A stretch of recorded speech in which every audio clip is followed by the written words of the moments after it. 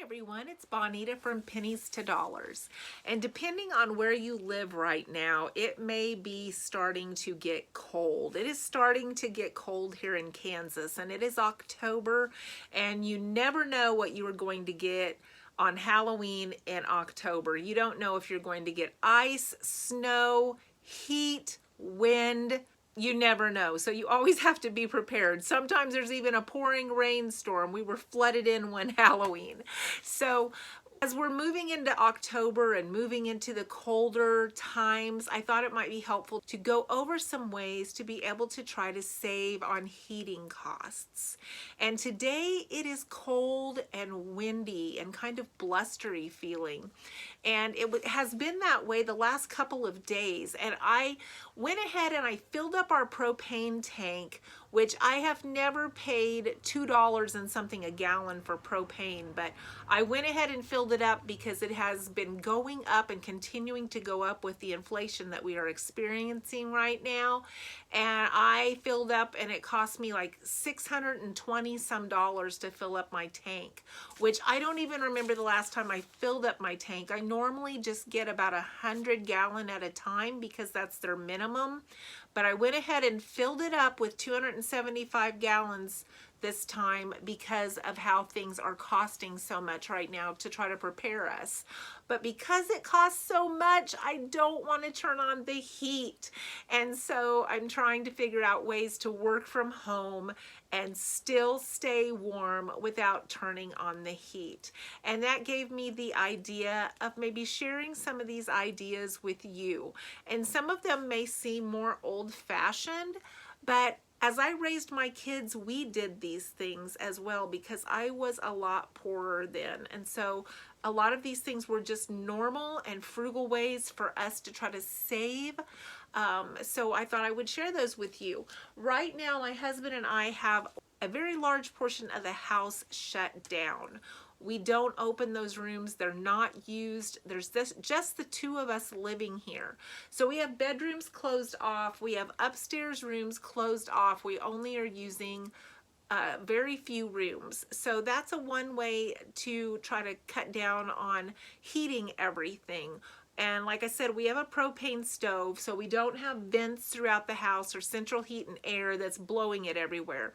But closing off those rooms can be very helpful, closing those vents and trying to save money there if there's no one actually in those rooms. You're going to notice I'm wearing a sweater today.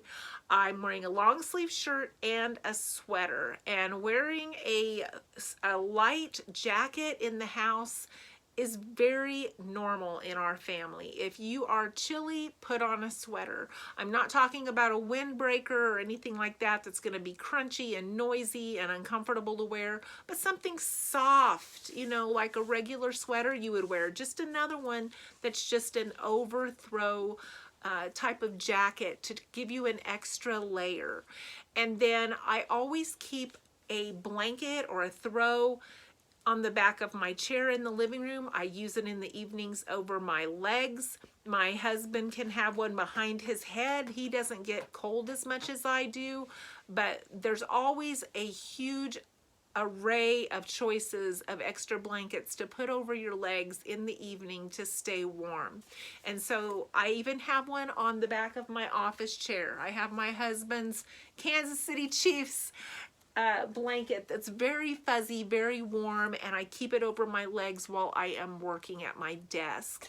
And I see this as being frugal, not as being cheap. I'm very comfy. I'm very warm. It's not something that I have to do. It's something that I want to do, and it's very cozy. These are ways that you can stay warm. Another way is house slippers. We are a family of house slippers. My kids always had house slippers. They always had warm, fuzzy socks to wear with their house slippers in the evening. And rather than the throw, they put on their robe. They all had fuzzy, comfy robes that they would wear right over their clothes. And they would go around in the evening wearing their robes, and it was no big deal because it was normal in our family. Everyone had a robe. And you don't hear about everybody having robes and house slippers nowadays. I think those things have gotten more old-fashioned, especially in the younger generation, but they're a great way to stay warm and to keep yourself from having to turn up that heat a few extra degrees.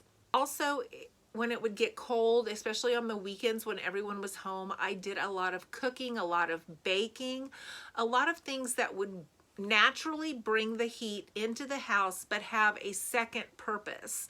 So I could heat the house and cook something at the same time. And that was a frugal way to be able to add heat to the house and make it a little bit warmer. Another way is to drink something warm. Drink hot chocolate, drink coffee, have some hot tea, have something warm to drink. And when it warms you on the inside, it warms you on the outside. And so that's another way to stay cozy and warm this winter without having to turn up the heat. And then we live in an old farmhouse with drafty windows, and we try to make sure those are plugged up every year. We've already put plastic over one of the back bedroom windows that no one even goes into to just try to cut down on any of the wind that could be coming in and making the rest of the house cold. We'll do that on other windows as it gets closer to winter. We'll cover up other windows that we don't normally just look out of, just to keep things warm and keep things from being drafty. And I also have a lot of hardwood floors, a lot of cement floors, and those are cold. And sometimes as your house gets older, you'll actually feel air coming up through the wood slats in the floor. And so a good way is either to get you an area rug to put over the top. We have found that has made the room so much warmer. We've done that in my office. We've done that in our living room in one area. And if you don't have one where you sit at, get you an area rug and just put it under your feet where you sit at your recliner or your couch in the evening.